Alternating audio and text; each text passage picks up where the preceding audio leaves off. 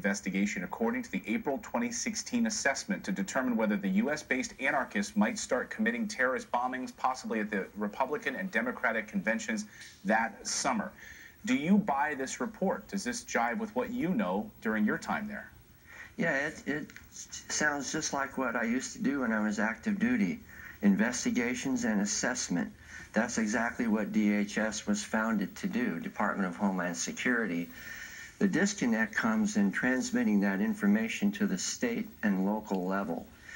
DHS is supposed to pass it down the chain of command to the local and the state level, and then it's up to the law enforcement officers and structure at that level to implement the findings of the assessment of the investigation. And that apparently is where the disconnect is. So, Phil, is another disconnect the fact that, during the Obama administration, we heard a lot about potential threats from right-wing extremist groups, but not necessarily from the left. Was that intentional, or was it missed during that time frame? Well, there was a lot of what I call emphasis on the wrong syllable during the Obama administration.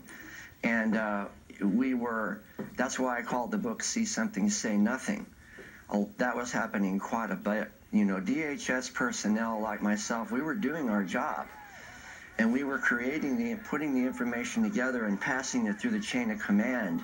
But then when it got down to the local and state level is when the disconnect would happen. And we're seeing the results of it now on the big screen, right out like what you're showing on your monitor right now. That's the results of inaction at either the local or the state or the federal level. Phil, you told our producers ahead of time, you said while you were at the Department of Homeland Security, you were told to look at right-wing extremist groups, not at left-wing extremist groups. Can you elaborate on that?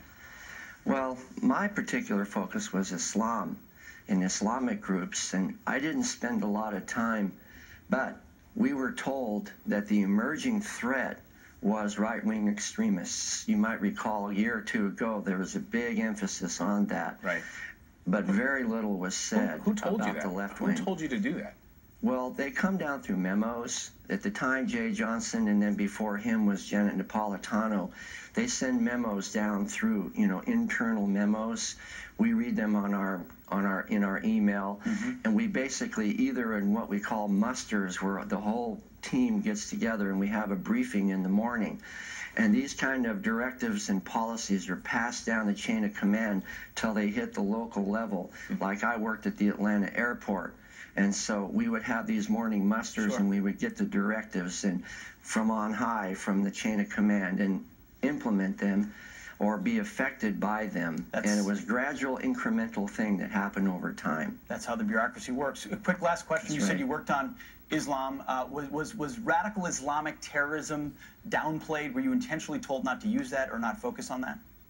Oh, I would say so. That would be an understatement. I was told to remove information from the system. It wasn't just a passive downplaying. It was a deliberate and intentional removing of information from the system. And that still to this very day has not been restored. And that's one of the things that I was hoping the Trump administration would address, is the restoration of that information back into the system to help us avoid what we're seeing on the big screen today, like with Antifa and other groups operating both here in America and around the world. Well, some have called this president the See Something, Say Something president, but you wrote the book, See Something, Say Nothing, which is an unfortunate reality. Phil Haney, thanks a lot for joining us. You're welcome. Thank you.